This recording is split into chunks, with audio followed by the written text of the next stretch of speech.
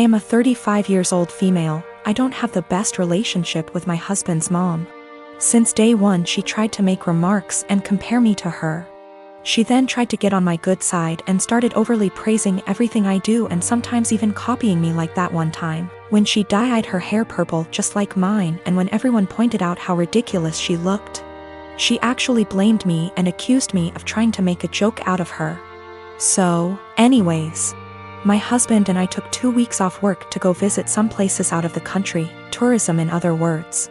Thing is, I was the one who saved up for and arranged for the trip. My husband was responsible for booking the tickets. My husband's mom wanted to come along and threw temper tantrums when I said no. She called, texted, sent people to talk to me into letting her come. Even threatened to call the police and make some complaint up to get us to stay if she can't come. My husband said we should just take her, but I told him he was wrong to tell her about the trip in the first place. He gave me an ultimatum. Said he wouldn't go if she can't come, and I told him I'd gladly call his bluff, which made him take his words back and say, fine. I will tell her to stop it because we won't take her. Things got quieter, suspiciously quieter.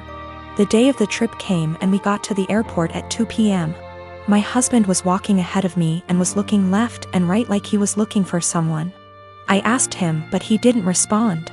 He led me to the waiting area, and first thing I saw was his mom standing there with her luggage. I froze in my spot. I felt a cold wave washing over me and I was fuming inside. She and my husband were hugging. That's when I quietly turned around and started walking towards the exit. My husband followed me while shouting at me to stop. He tried to stop me, but I told him off the harshest way possible.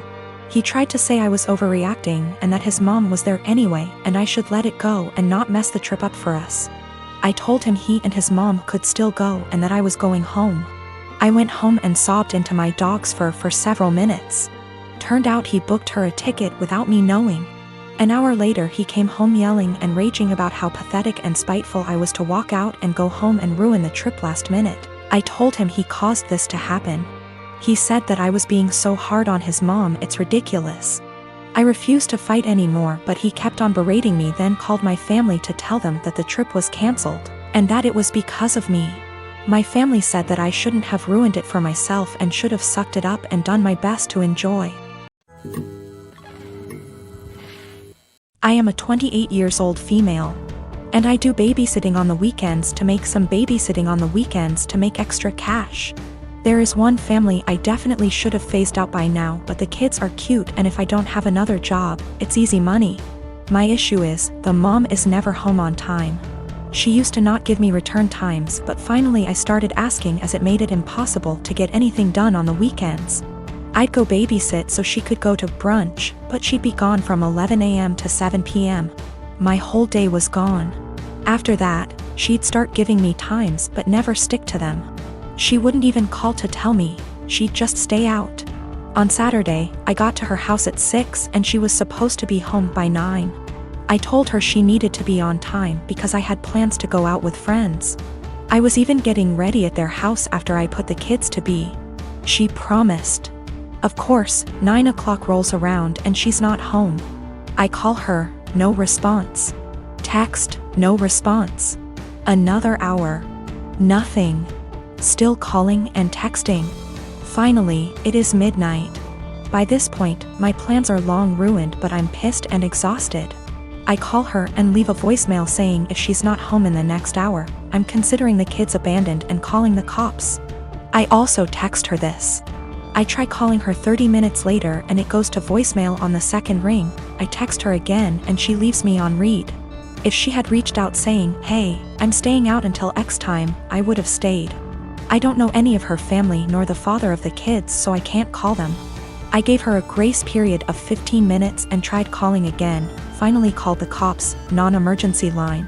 They showed up and I showed our agreement in text from earlier in the week confirming that she'd be home by 9. They tried contacting her, didn't answer.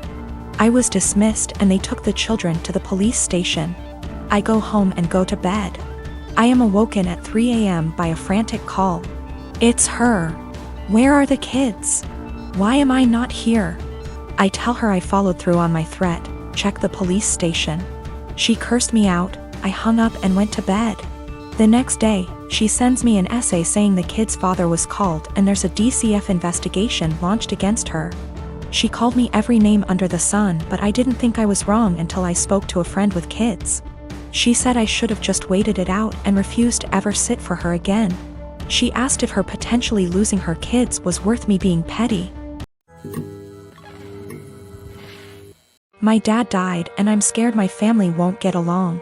So yesterday after my dad comes home he eats what my mom made for him. Eggs and Spam. To be clear, he has a pre-existing medical history of high blood pressure and gout. First found out when he was admitted to the hospital in 2015 when he fell ill, and we basically had to force him to go to the hospital BC he didn't want to go. He was put on medication since, with changes to them maybe a year or so ago.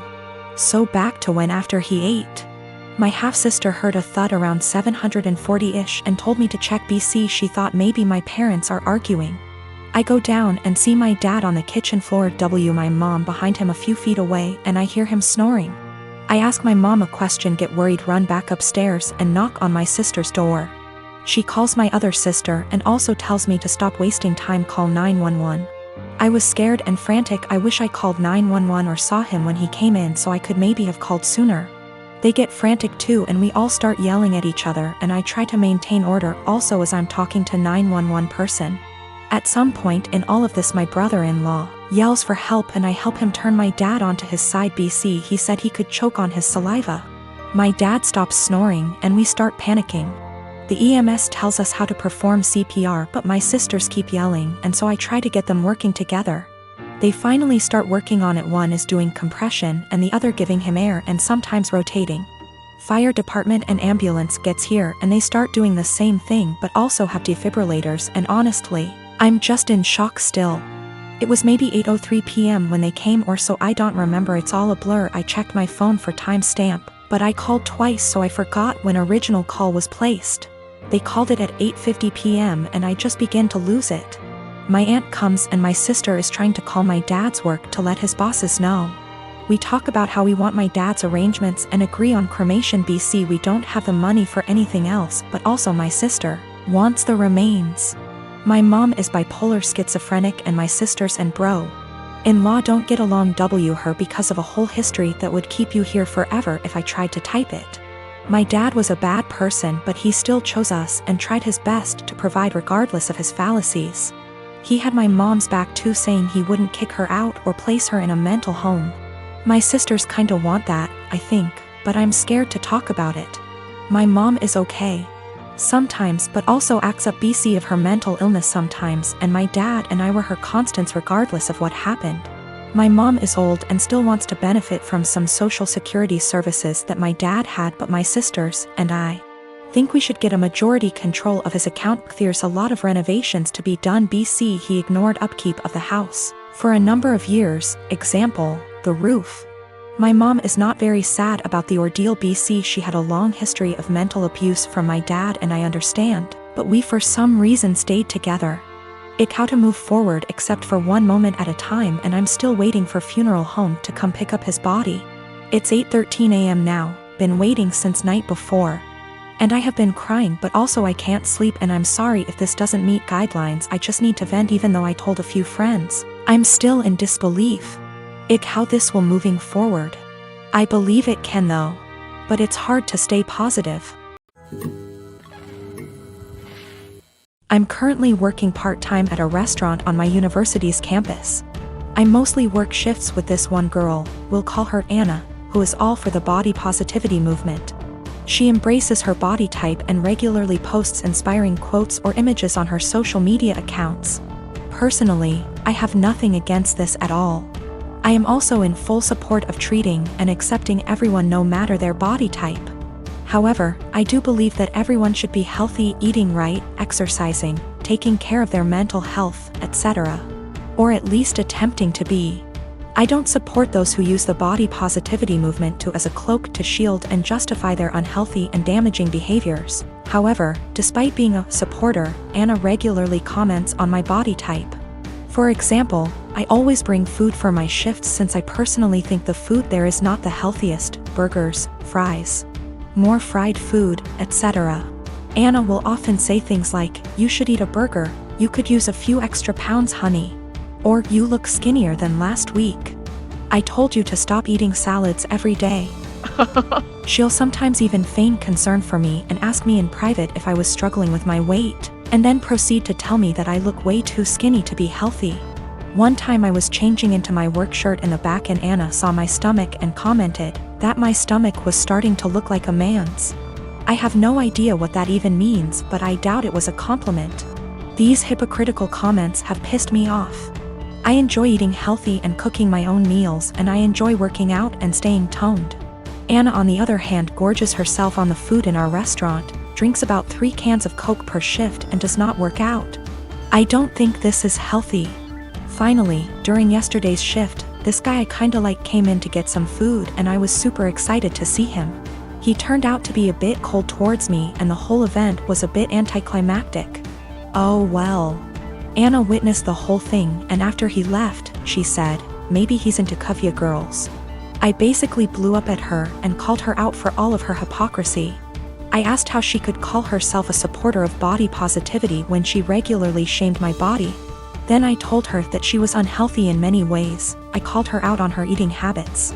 Bitter and jealous of others who are in control of their health and bodies, and deluded for believing that she is healthy and fit. She called me insecure and told me I was being rude.